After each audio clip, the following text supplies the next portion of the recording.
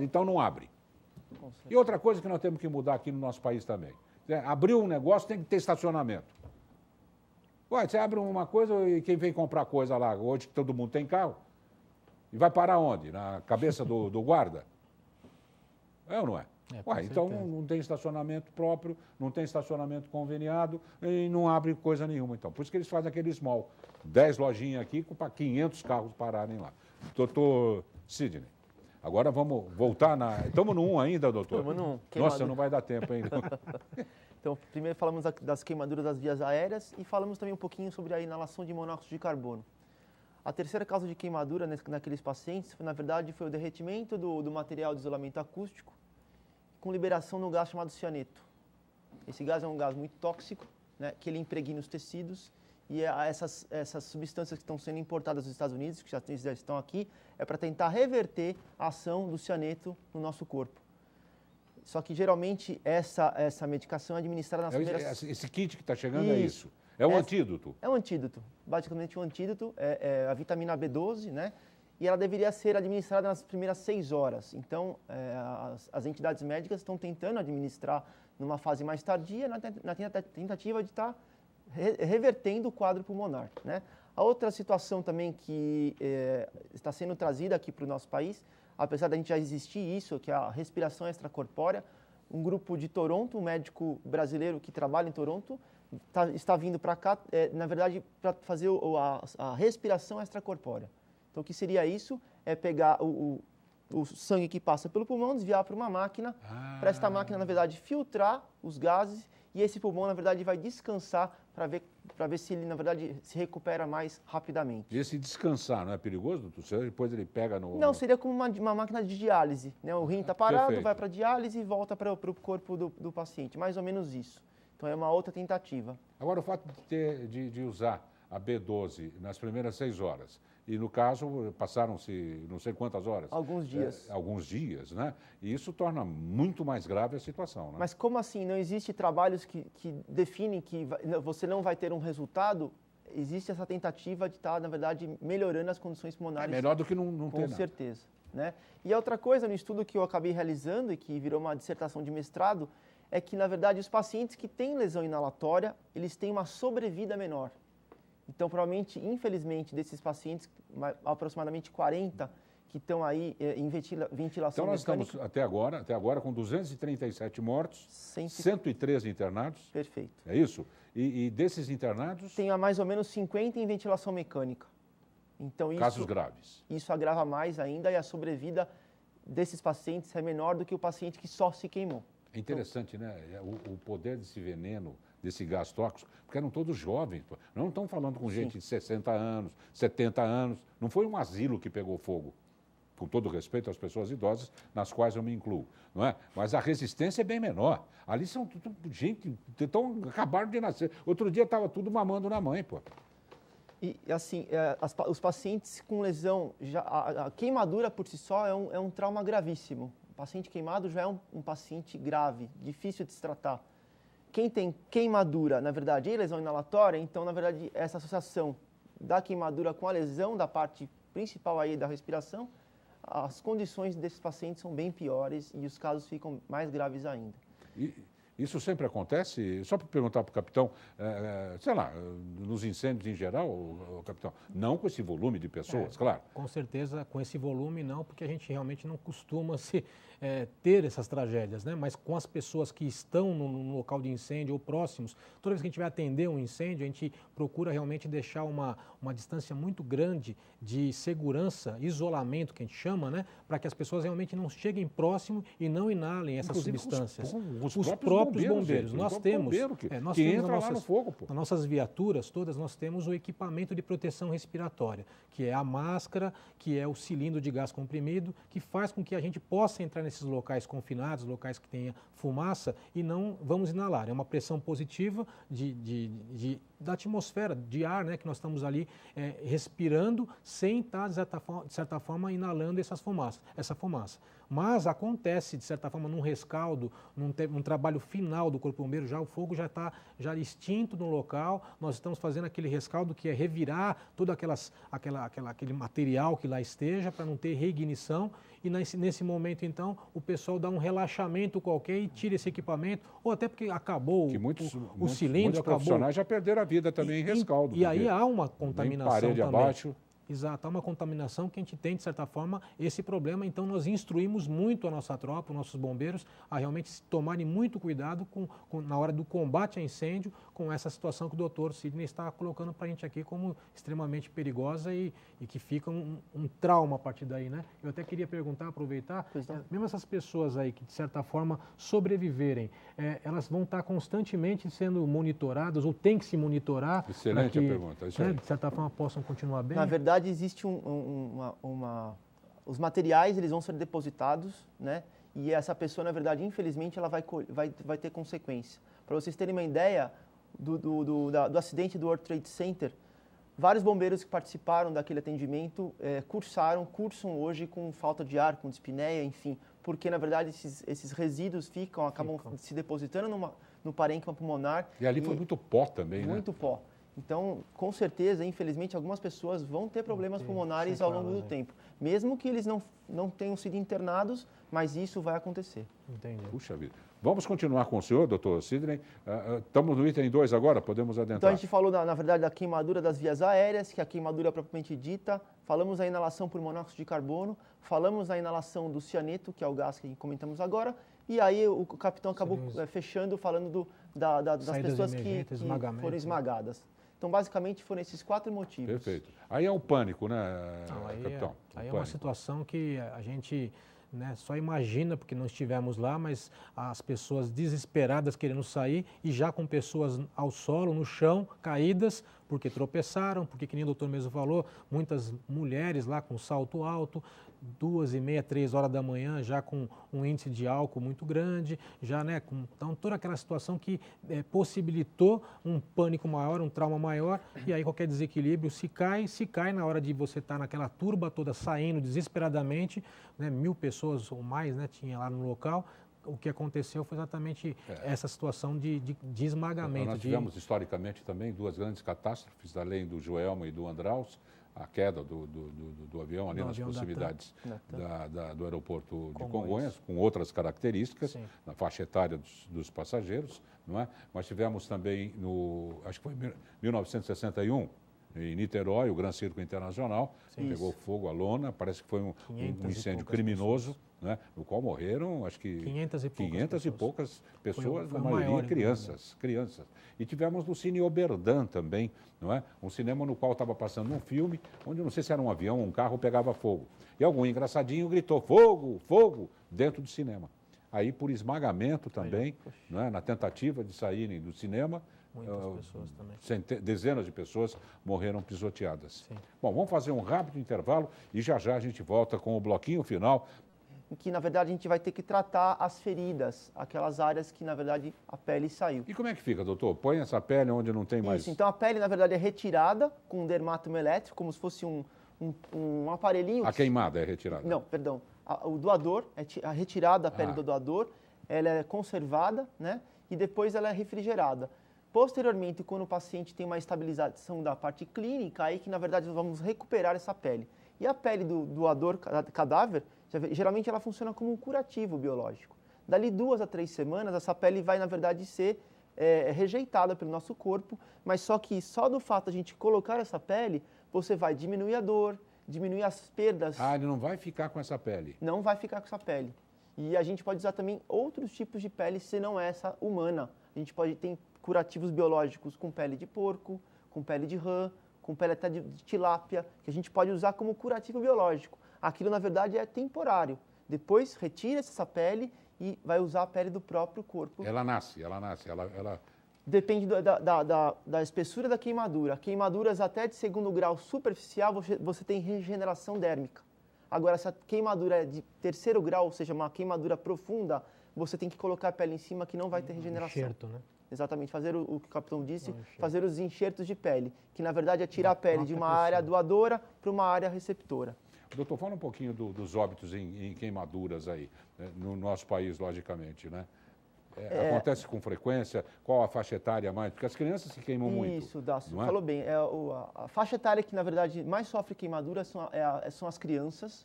o ambiente mais comum da casa é a cozinha. E geralmente o acidente, o mecanismo de trauma é por escaldo. A criança se debruça sobre geralmente o fogão ou pega na panela e aí o líquido quente acaba caindo nas crianças.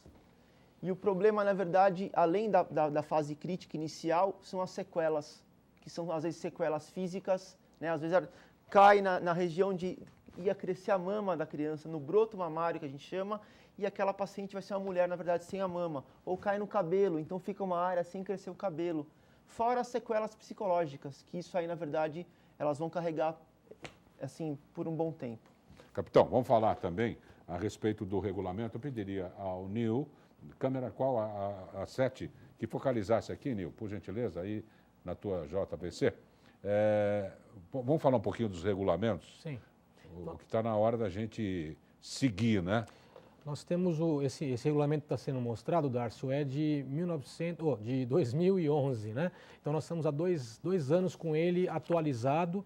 Ele realmente, depois dos grandes incêndios que nós tivemos, Andral, Joelma, houve realmente a deliberação pelo governo do Estado do estudo de um código, de um decreto que legislasse, que falasse sobre as instruções técnicas, as exigências técnicas para a regularização de edificações. E então, a partir de lá, foi-se só atualizando, melhorando, compilando mais instruções, mais exigências, chegando nesse agora de 20 de março de 2011, o decreto 56.819, que ele, de certa forma, contempla aí normas reguladoras da ABNT, instruções técnicas do Corpo de Bombeiros e toda a parte que regula a regularização, como que se faz para poder se ter o AVCB, o auto de vistoria do Corpo de Bombeiros.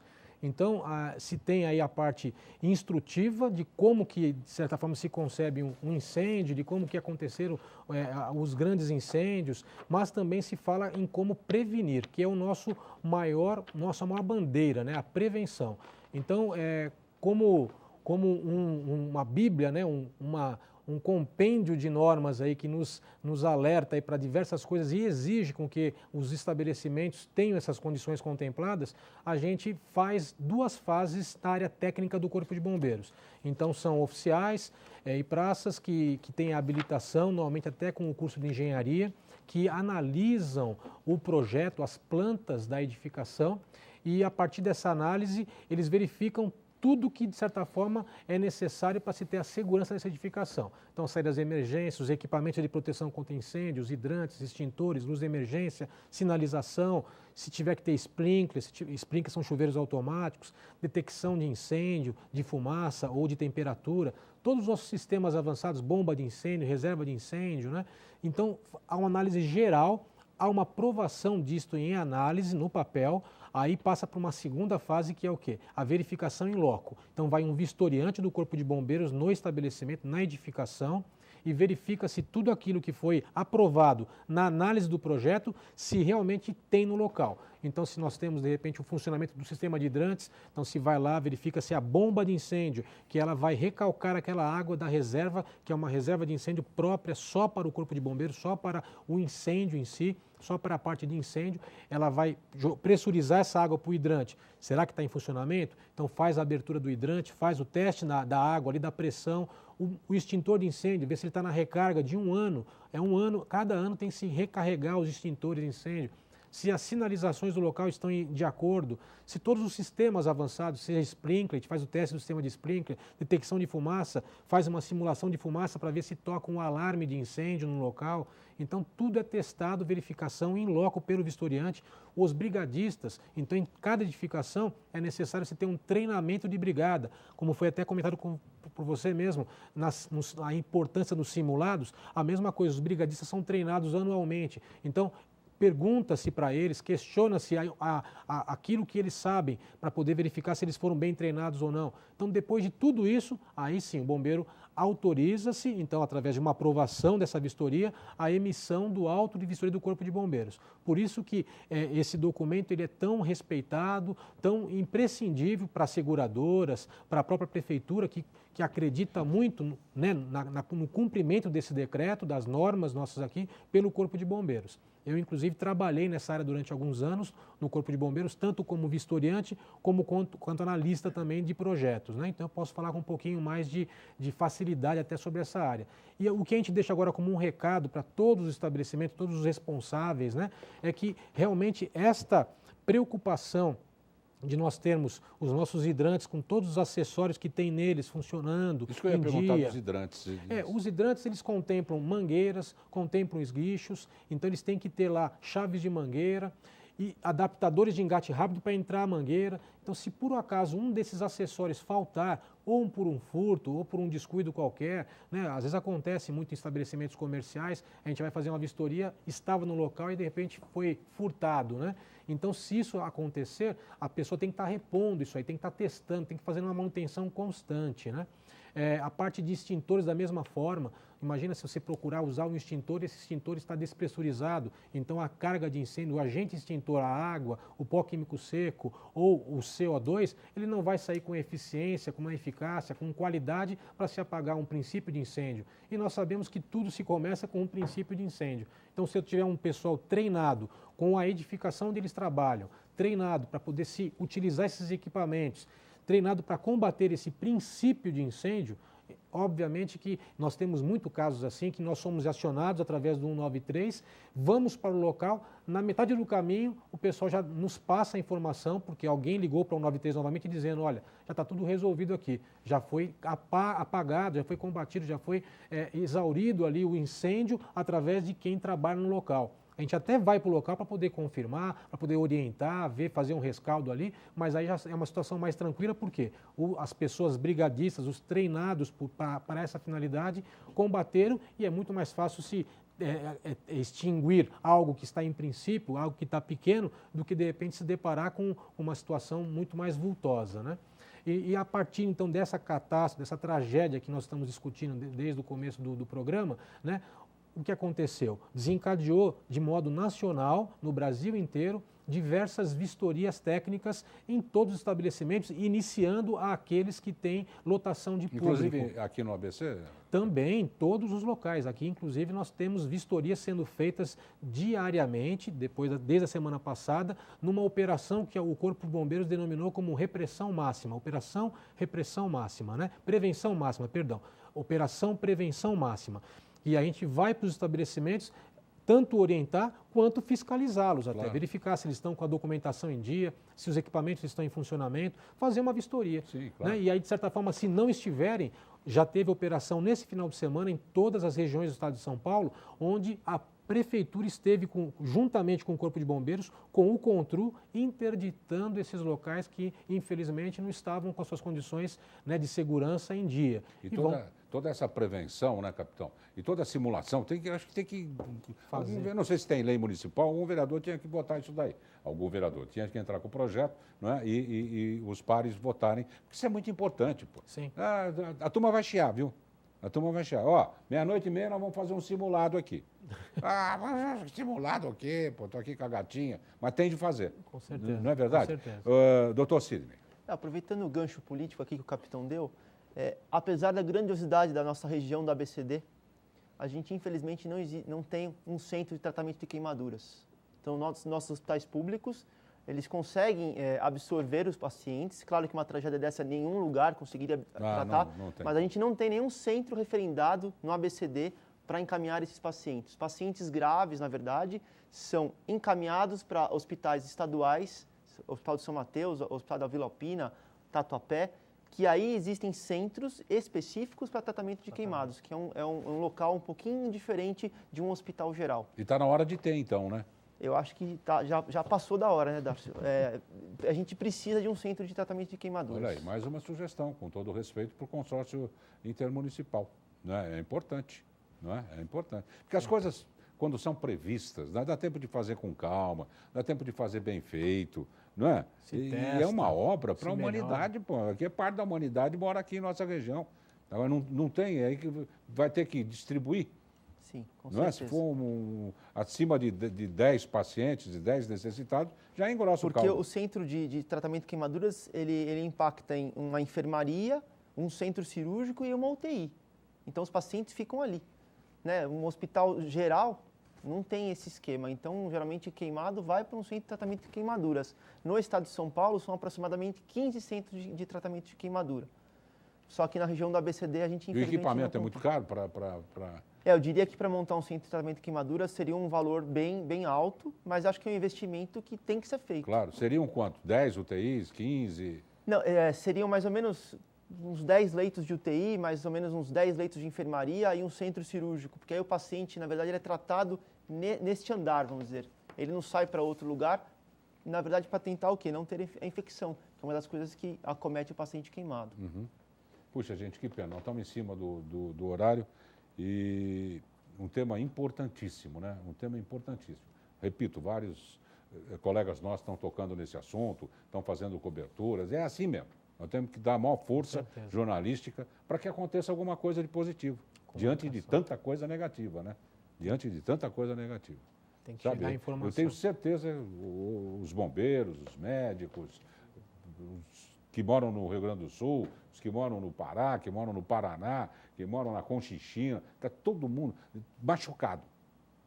A gente fica triste, cara. Tem hora que você fala, meu Deus do céu, que é uma coisa que não sai. Não é? Imagina os familiares dessas crianças, que são crianças, né? Meu Deus do céu, isso é impressionante. Capitão Marcelo Nogueira, chefe da seção operacional do 8º Grupamento de Bombeiros. Vamos deixar, por gentileza, 193 na tela, não é? Que é a grande saída. Aliás, eu sempre falo, tenha em mãos ali, primeiro sempre um bloquinho, faz com papel usado mesmo, um bloquinho, que tenha um dos lados em branco, né? Um bloquinho, uma canetinha do lado, telefone do táxi, telefone da farmácia, telefone do açougue, telefone dos bombeiros, telefone da Polícia Civil, telefone de hospital, pronto-socorro, SAMU, porque na hora H ninguém acha nada. É verdade. Ninguém, aliás, na hora H você não acha nem a caneta, você não acha o óculos, você não acha nada. E eu recomendo também todo mundo, depois de uma certa idade, comprar uma lupa. Custa R$10, é verdade. Com a lupa você consegue ler bula, com a lupa você consegue ver a lista telefônica. É verdade. Pô. E jovem já, tem um monte de jovem que não enxerga coisa nenhuma. Pô. Tem uma lupa em casa, não custa R$10. Capitão Marcelo, muitíssimo obrigado por ter vindo, viu? E parabéns pelo trabalho que vocês fazem. Eu sempre fui fã também do Corpo de Bombeiros. E não é nesse momento que a gente vai deixar de ser fã, não é? E desejamos aí que tudo saia contento, não é? E que essa operação, como é que é? Repressão? Prevenção máxima. Operação Prevenção Máxima são as vistorias técnicas que estão sendo feitas aí de ofício e em vários locais, né? Eu tenho só a agradecer também esse convite, a participação, a condição de estar orientando ao seu público, né? E me colocando à disposição através do 8º Grupamento de Bombeiros. Nós ficamos sediados na Vida Prestes Maia, aqui em Santo André, mas nós contemplamos aqui a região do Grande ABC. Então, todas as cidades aqui têm um posto de bombeiro que ele é comandado pelo nosso Coronel Alboredo, que é o comandante do 8º Grupamento de Bombeiros. Ok. Tá? Então, estamos à disposição para outras e futuras Muitíssimo consultas. Obrigado. Agradecemos também ao Dr. Sidney Zanazzi Júnior, cirurgião plástico. Dr. Sidney, sua recomendação final para os nossos amigos de casa e muitíssimo obrigado por ter vindo. A prevenção das queimaduras é a melhor coisa que temos a fazer e, para isso, a frase que poderia ficar assim no final do nosso programa seria que cozinha não é lugar de criança, visto que o perfil epidemiológico das queimaduras é criança dentro da cozinha. Então, se ficar essa frase e os seus telespectadores levarem isso adiante, eu já fico feliz. Verdade. Uma vez nós fizemos um programa especial sobre os perigos da casa. Outro lugar perigosíssimo, inclusive para idosos, né? Por exemplo, escada, banheiro. Compra aquele tapete bonito que escorrega. Meu Deus do céu. Banheiro, box de banheiro também, gente. Tem que pôr o agarrador lá para a vovó, para o vovô, para o biso, para a bisa. Não é? Tem de ser, pô. Tapete só aderentes bem ao chão. Panela de pressão, cuidado. Frigideira, então, pelo amor... Bom, primeiro nós somos contra a frigideira por causa da gordura, né? Vai fazer coisa frita assim lá longe. Não pode, não deve. Deve diminuir o máximo possível. Frigideira é só para enfeitar, ela fica bonita pendurada, ainda em comercial de televisão. A gente vai fazer um rápido intervalo, já voltamos com o bloquinho final do tema de hoje. Até já.